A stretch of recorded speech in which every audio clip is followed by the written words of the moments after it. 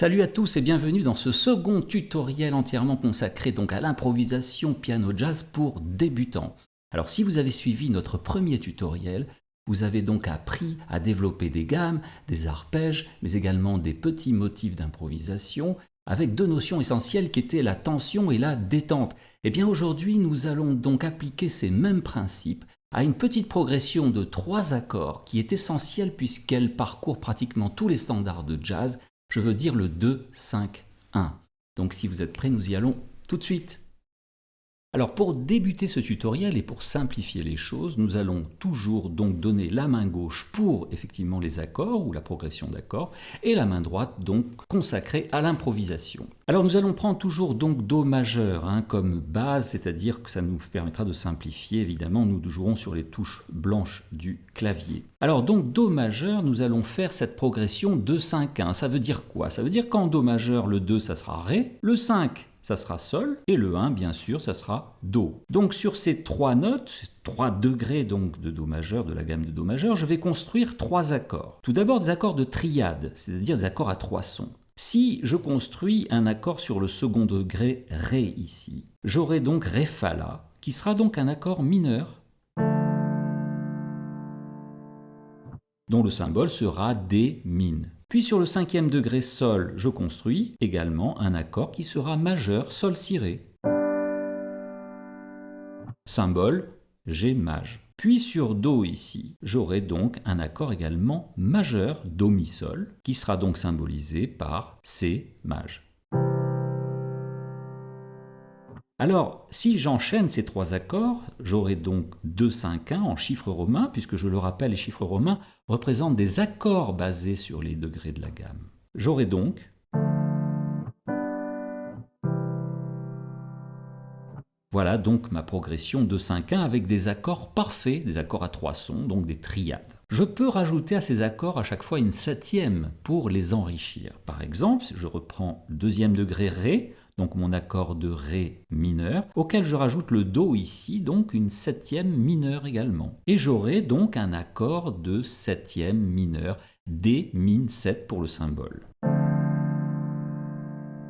Sur le 5e degré, Sol Si Ré, je rajoute également le Fa, c'est-à-dire une 7e. Et j'obtiens un accord de 7e de dominante avec une tierce majeure et une 7e mineure. Sol Si Ré Fa, symbole G7. Et donc sur le 1er degré ici, sur Do, j'obtiendrai donc un accord Do majeur plus une 7e le Si, donc un accord symbolisé par C maj 7, Do majeur 7 à 4 sons également. Alors si j'enchaîne donc ces 3 accords avec les 7e, ça donnera donc 2, 5, 1. Alors, pour simplifier effectivement l'enchaînement de ces 3 accords, on va utiliser des renversements. Cela évitera de sauter d'une fondamentale à une autre comme ça, et qui peut poser des problèmes après de déplacement, notamment dans les tempi très rapides. Par exemple, je vais conserver mon accord donc de Ré mineur donc en fondamentale. Ensuite, au lieu d'aller sur Sol 7 ici, eh bien, je vais renverser Sol Si Ré Fa en Ré Fa Sol Si, donc un deuxième renversement de l'accord 5. Et puis j'aurai à côté donc le 1, Do majeur 7. Donc finalement cela donne Ré mineur 7 en fondamentale. Je descends les 2 notes du haut sur Sol Si et j'obtiens l'accord Sol Si Ré Fa, c'est-à-dire le 5e degré en deuxième renversement. Puis je descends les 2 notes du bas sans bouger celle du haut et j'obtiens le 1er degré, l'accord de Do majeur 7. Vous voyez, si j'enchaîne maintenant, c'est quelque chose de beaucoup plus simple et qui donc évite des mouvements inutiles.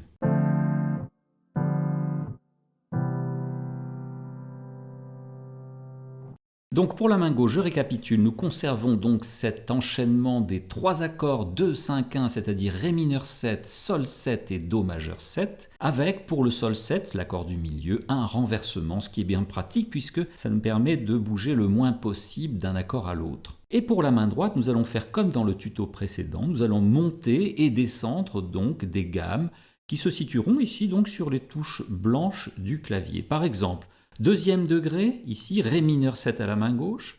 Je vais partir de Ré et monter donc sur les touches blanches, ici sur une octave, donc la gamme naturelle de Ré. Puis ensuite sur Sol 7 cinquième degré. Et enfin sur Do majeur premier degré.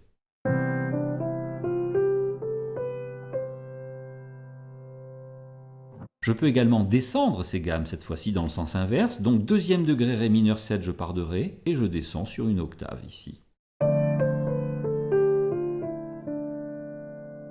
Puis cinquième degré, je pars de Sol cette fois-ci. Et enfin donc premier degré, je pars de Do et je descends d'une octave.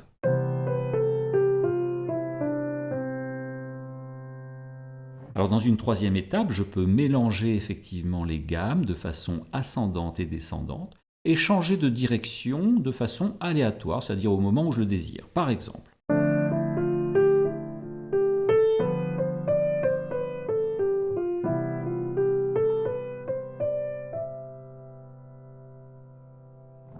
bien, à ce point-là, on peut en faire de même avec l'arpège. Alors au lieu de faire un arpège classique sur le deuxième degré Ré mineur 7, c'est-à-dire Ré fa la Ré, je vais simplement développer ici donc l'arpège de mon accord Ré fa la Do avec ma septième le Do. Et je pars ici de Ré, puis ici donc sur le cinquième degré de Sol, et Do majeur donc sur le premier degré. Alors j'en fais de même en descendant les arpèges cette fois-ci. Ré mineur 7 deuxième degré, je pars de Do la septième et je descends l'arpège. Sur Sol 7, même chose, je pars de la septième, le Fa, et je descends l'arpège de Sol 7. Et pour Do majeur, premier degré, même chose, je pars de Si, la septième, et je descends mon arpège. Voilà. Enfin, dans une dernière étape, je vais maintenant mélanger les gammes et les arpèges de façon ascendante et descendante avec des changements de direction aléatoires, c'est-à-dire lorsque je le désire. Alors ça peut donner quelque chose comme ça.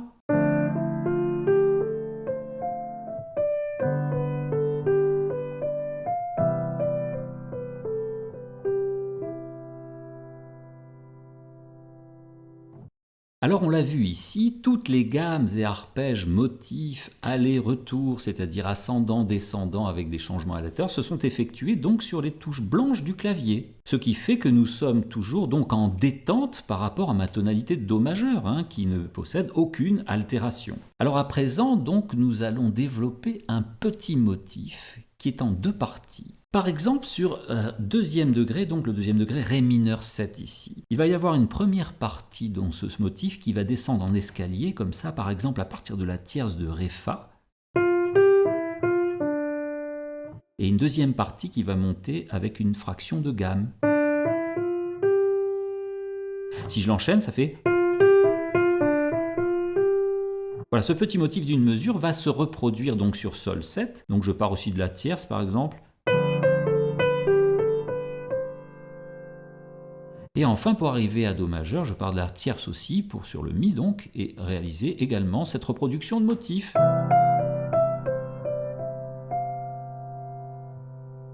Alors là, nous sommes donc avec effectivement un motif qui traverse donc ces trois accords, mais en diatonique, c'est-à-dire en détente par rapport à mon accord, puisqu'ils utilisent aussi donc les touches blanches du clavier. À présent, nous allons donc intervenir avec des tensions, et des tensions cette fois-ci chromatiques, et particulièrement sur le deuxième accord, c'est-à-dire Sol 7, l'accord de Sol dominante. Par exemple, ce premier motif qui était donc sur Ré mineur deuxième degré, va se transformer sur le cinquième degré Sol 7 par.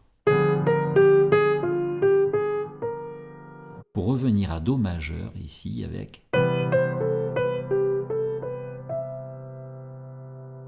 Très bien, alors sur le sol 7, on a vu que j'ai introduit ici des touches noires, donc des altérations par rapport à Do majeur. Je dirais qu'ici je suis en tension chromatique, parce que utilisant justement des touches noires qui ne font pas partie de ma tonalité de Do majeur sans altération. Et donc si j'enchaîne, on va avoir donc sur Ré mineur 7, donc un deuxième degré en détente,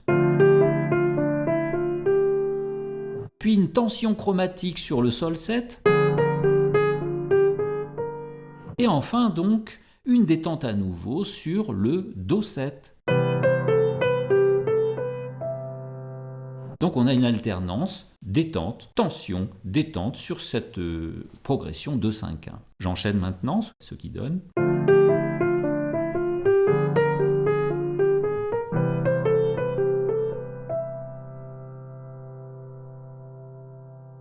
Voilà, donc l'improvisation, c'est ça, c'est exactement donc développer des motifs ou un même motif qui va traverser plusieurs accords, ici le 2, 5, 1, donc un accord mineur, un accord de dominante, un accord majeur, et donc il va faire le lien avec une alternance donc de tension et de détente. Alors comme vous venez de le voir, nous avons appris dans cette vidéo à développer de petits motifs basés donc sur des gammes et des arpèges, avec une alternance toujours essentielle entre les notions de tension et de détente. La tension était ici focalisée sur la corde septième de dominante, qui est l'accord tension par excellence dans l'harmonie. Et bien dans notre prochain tutoriel, ne le loupez pas, je vais vous apprendre comment cette fois-ci passer d'un thème concret à une improvisation, étant donné que l'improvisation ne doit pas être seulement donc une succession de gammes et d'arpèges anonymes, mais doit être bien liée effectivement au thème sur lequel elle est placée. Alors je vous dis à très vite. Voilà, si vous appréciez nos tutoriels, merci de nous laisser un like, de partager, de commenter. Vous pourrez vous abonner à la chaîne Music Classroom pour ne manquer aucune nouveauté, ou encore visionner la playlist de toutes les vidéos concernant donc ce même topic, et enfin télécharger les e-books et les exercices correspondants pour une formation musicale complète. Voilà, tous les liens directs sont en fin de description de vidéo. Quant à moi, je vous remercie de votre écoute et à très vite.